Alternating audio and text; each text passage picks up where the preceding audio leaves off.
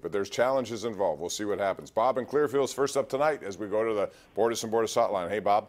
Hi, gentlemen. Thank you very much. Sure. Perhaps Neil Huntington's game plan going forward could be one whereby if the Dodgers bullpen collapses in the World Series for the third consecutive years, perhaps during the offseason, he may come back to Huntington with a deal Too that's late. a little more to his liking. Dave Robinson will be fired if that's the case. But in the meantime, he said this year's crop of journeyman, minor league free agents, and non-roster invitees will just go on, and next year will be a new crop of the same type of player brought in. He said Right. about the same salary level, and he said 5 years from now, the 228 people who still have a level of interest in the Pirates sufficient to meet the definition of a fan, they'll still become griping about the same excessive economization that organization has been hiding behind for years. So Thanks, Bob.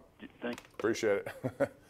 Hey, nothing's going to change. I don't see anything unless they go way out of what they normally do and start signing people and spending real money, not $2 million on Jordan Lyles, not $3.5 million on Lonnie Chisenhall, who's yet to be seen. Yeah. I mean, you talk about for a franchise that covets money, you can't afford those kind of signings. I can tell you that. Here's my thing with general manager Neil Huntington. The Archer trade. The Keller trade probably hasn't turned out the way they wanted to. How much money do they have in Eric Gonzalez and Lonnie Chisenhall? And those two guys I mean, how many of these mistakes can a guy make in 1 year before you start to take a look at it and say, maybe we need to go in a different direction? That's my question. If you're going to really change things with this organization, you're not going to change the owner, so maybe change the front office and the philosophy that comes with it. Well, that's going to be something watched, of course. If they truly believe accountability is as important as they say it is, well, then you are accountable and you make decisions. And if that means getting rid of people and absorbing contracts, so you have to do it. But they won't do it because I don't believe that's in their makeup of what they want. Mike in Bethel Park. What's up, Mike? How are you? Yeah, hey, Bob. Good seeing you tonight, Paul, also. Yeah, with this Dickerson walk, I can see Bell doing this in 2 years also, and I think this is what the Nottinghams wanted. I've seen projections possibly $60 million on revenue sharing at the end of the year, depending on how the playoffs and ratings go. The Pirates now have a payroll. You got roughly, $53 million with these deductions. So they're sitting where they want to be, if you didn't know what you thought. Paul, if that's the case. That's where you want to be, then you're not serious about anything. Then if that's the case, then just fold it up and start over. Go, fold up shop. Again, like I said a few weeks ago, Bob, push PNC Park into the river and let it go up the river because there's no reason to have a team. Yeah.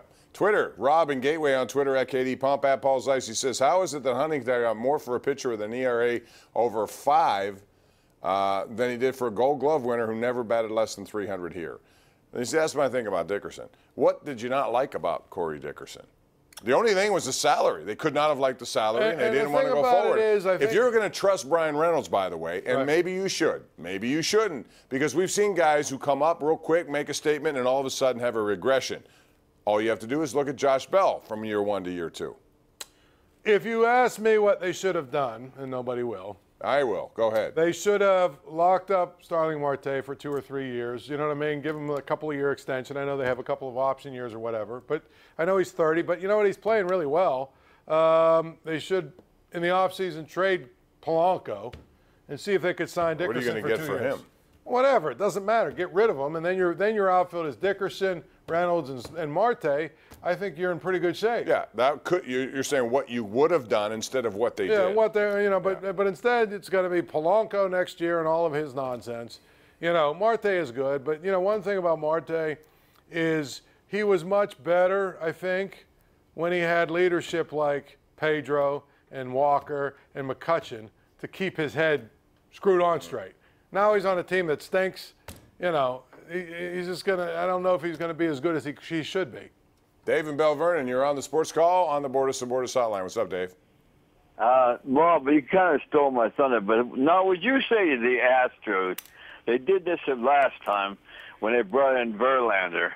How can one team do this? I just don't understand because how it's unlimited spending. Can do this. There's no salary cap. You can do whatever you want to do. But, why is other teams not getting in the running for these kind of stars? The Astros have made it very clear they have a window to win, and they're going to win. That's why.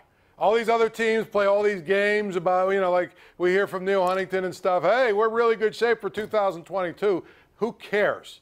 I mean, the Astros basically said we've got 4 pretty good prospects that might be good 2 years, 3 years from now, but guess what? We've got a really good pitching staff. If we add one more major piece to this pitching staff, we're going to have a shot.